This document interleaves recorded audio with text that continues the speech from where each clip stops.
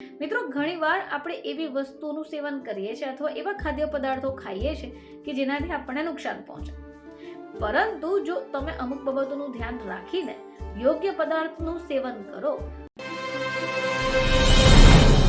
નમસ્કાર દર્શક મિત્રો, ખબર છે .com પરથી હું દ્રષ્ટિ નાયક આપ સૌનું સ્વાગત કરું છું. દર્શક મિત્રો, ઘણી બધી વસ્તુઓ આપણા શરીરને ખૂબ ફાયદા આપે છે, પરંતુ એ સામે ઘણી બધી એવી વસ્તુઓ પણ છે જે શરીર નુકસાન પહોંચાડી શકે. તમે જે પણ આહાર ખાઈ રહ્યા છો તેની સીધી અસર તમારા શરીર પર પડે છે, તમારા ચહેરા પર પણ સાફ દેખાશે. તો આવી પરિસ્થિતિમાં તમે શું ખાઈ રહ્યા છો તેનું ધ્યાન રાખવું ખૂબ જરૂરી છે. મિત્રો, ઘણીવાર આપણે એવી વસ્તુઓનું સેવન કરીએ છીએ અથવા એવા ખાદ્ય પદાર્થો ખાઈએ છીએ કે જેનાથી આપણને નુકસાન પહોંચે. પરંતુ જો તમે અમુક બાબતોનું ધ્યાન રાખીને યોગ્ય પદાર્થનું સેવન કરો તો ચોક્કસપણે શરીરમાં ફાયદા દેખાશે. આપણે વાત કરી રહ્યા છીએ અંજીર વિશે. તો જો તમે અંજીરનું પાણી પીઓ છો તો તમને ચોક્કસપણે ફાયદા થશે. મિત્રો, અંજીરનું પાણી પીવાથી તમને શરદી અને ખાંસીથી રાહત મળશે.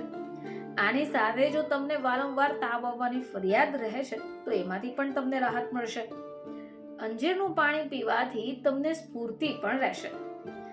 જો તમે એને સવારે ખાલી પેટે ખાઓ છો તો શરીરની ચરબી ઝડપથી ઓગળે છે.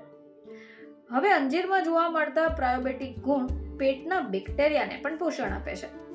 આનાથી શું થશે કે તમને જો કબજિયાતને લગતી સમસ્યા હોય, પાચનને લગતી સમસ્યા હોય તો દૂર થશે. આના સિવાય અંજીરનું પાણી તમારા શુગર લેવલને કંટ્રોલમાં રાખે છે. ડાયાબિટીસના દર્દીઓએ દરરોજ જ અંજીરના પાણીનું સેવન કરવું જોઈએ. હવે જેમને ડાયાબિટીસની સમસ્યા હોય તેમણે દરરોજ 3 થી 4 જેટલા અંજીરને પાણીમાં પલાળી રાખવા જોઈએ અને બાદમાં એનું સેવન કરવું જોઈએ. મિત્રો, અંજીર જે છે એની અંદર ભરપૂર માત્રામાં કેલ્શિયમ છે જે હાડકાને મજબૂત રાખશે અને હાડકાને સ્વસ્થ રાખશે.